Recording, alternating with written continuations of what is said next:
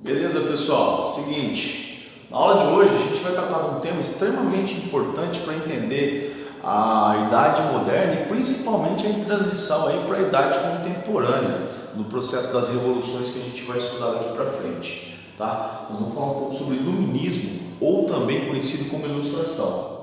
Tranquilos? Então vamos lá.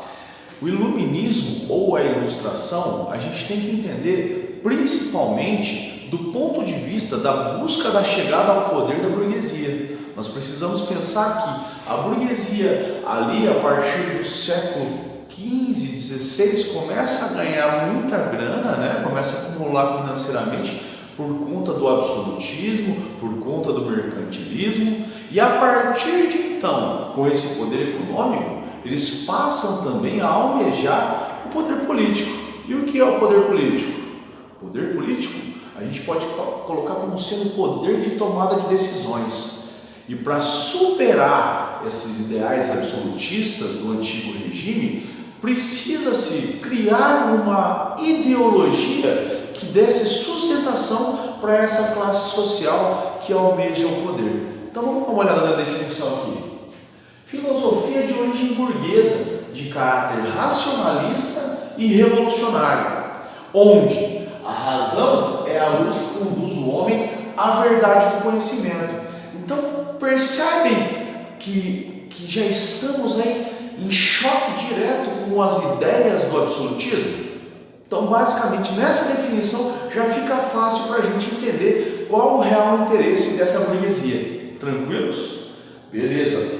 A origem vai ser na Inglaterra, com o John Locke, quando ele vai justificar racionalmente a Revolução Gloriosa de 1688. Lembra lá a Revolução Gloriosa? O rei reina, mas não governa. Através da Bill of Rights, quem vai ter poder a partir de então será quem? O parlamento. E grande parte desse parlamento é composto pela burguesia. Então ele vai se transformar no pai do iluminismo. No entanto, o século XVIII é conhecido como o século do iluminismo, o século das luzes. E a gente vai ver, por exemplo, vou dar uma viradinha aqui para a gente perceber na outra lousa ali, ó. Olha aqui. Século XVIII, século das luzes, onde haverá um grande desenvolvimento desse iluminismo dentro da França, tá? E os principais fundamentos, as principais concepções desse iluminismo é o racionalismo, naturalismo, liberalismo, a igualdade perante a lei e o anticlericalismo. Então aqui, ó, racionalismo. Eu vou buscar a racionalidade para superar as ideias teológicas. Até então tudo era explicado a partir da teologia, a partir do iluminismo não. Vamos explicar racionalmente, valorização de uma determinada racionalidade dentro desse processo. O naturalismo aí, segundo os iluministas, todas as leis entre os homens deveriam ser regidas por leis naturais, tá? Então, algo natural aí dentro desse processo.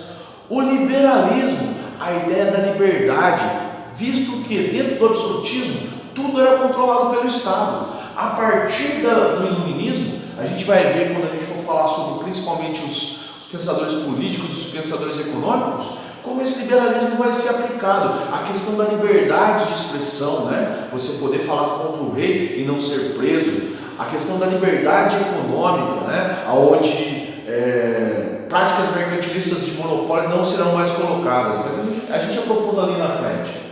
Igualdade perante a lei, pessoal, muito importante. Esses caras do iluminismo pertenciam a uma determinada camada social. Eles não queriam uma igualdade social, eles queriam uma igualdade perante a lei. O que isso quer dizer? Quer dizer que não mais a questão relacionada ao nascimento, né? A gente pega lá, você nascia nobre, né? Então, o que esse burguês ele quer? Ele quer uma igualdade legal perante a lei, para que ele possa, de certa forma, competir com esse nobre pelo comando do poder. Então, não mais necessariamente ser uma questão de nascimento, mas sim uma questão de um direito alienável aí, tá bom? Inalienável. Anticlericalismo, filosófico e político. Por quê? Olha aqui, o filosófico, a razão deve ser maior do que a questão teológica. Lembrando que a maior parte desses filósofos eles eram teístas, tá? Eles não eram ateus, mesmo porque nesse momento, se o cara se declarasse ateu, seria uma heresia e poderia ser condenado à morte na fogueira, né? Então filósofos aí, a maioria deles eram religiosos em si, mas questionavam essa questão relacionada à busca da explicação a partir de argumentos teológicos. Eles querem argumentos baseados na razão, substituição aí desses argumentos filosóficos baseados na questão teológica. Político e ideológico, visto que, se você assistiu a nossa aula sobre absolutismo, alguns autores, entre eles o Jacques Rousseau, vai falar que o poder real absoluto ele advém de uma questão divina. Então a igreja nesse momento legitima o poder absoluto, o poder absolutista. E mais uma vez, frisando, esses caras do iluminismo que vão fazer uma ideia, difundir a ideologia burguesa, eles querem a substituição do poder absolutista por um poder mais livre, tá bom? Nós estamos em plena transição entre o feudalismo e o capitalismo, tá certo? Então, dentro dessa transição, a burguesia ganhando poder econômico, ela também vai querer o quê? Poder político. Isso aí, só vamos lá, espera um pouquinho. Bom, pessoal, então aí, para a gente falar um pouco sobre os pensadores políticos do iluminismo, temos aqui destaque para alguns: John Locke, Voltaire, Montesquieu, Rousseau e o Diderot e D'Alembert, que vão organizar a enciclopédia, tá? Então, para falar aí do John Locke, que é considerado um dos pais do iluminismo, né?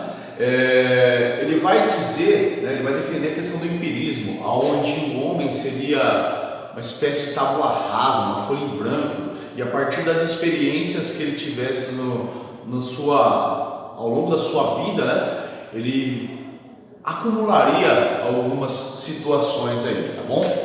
A principal obra dele aí, são duas obras em si, tá? Vou pegar aqui na anotação, Tratado sobre o Governo Civil de 1690, tá bom?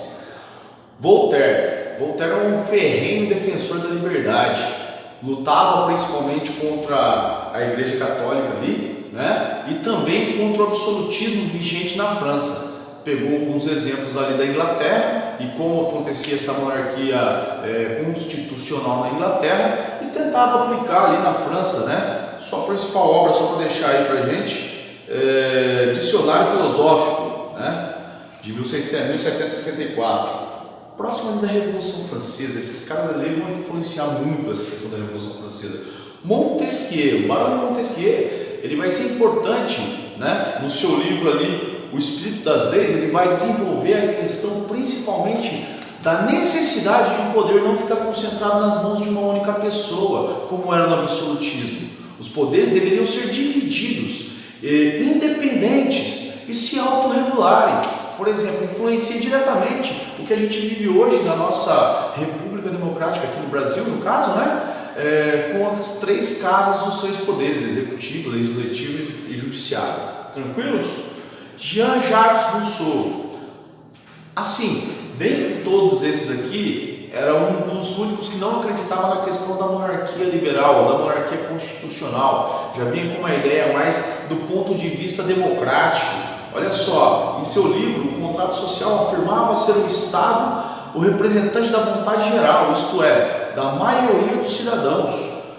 No caso, entendidos como povo ali. Então ele já vai romper com os monarquistas liberais, os monarquistas constitucionalistas aí, e pensando numa questão mais democrática, né? Representação da vontade geral. E aqui o Diderot e o D'Alembert vão organizar a enciclopédia, que seria o Google lá da idade moderna ali, fim da idade moderna, início da idade contemporânea. Então a enciclopédia, né, para quem tem avós, bisavós e tem aquelas estantes bonitas na sua casa, só você dar uma olhada lá, você vai ver algumas enciclopédias com vários volumes, né? Onde você teoricamente pode até pesquisar, é interessante para você ter contato com um material aí, com uma fonte de pesquisa diferente apenas do que o Google. Então, apenas algumas dicas aí sobre os nossos pensadores políticos. Vamos falar agora sobre os pensadores econômicos.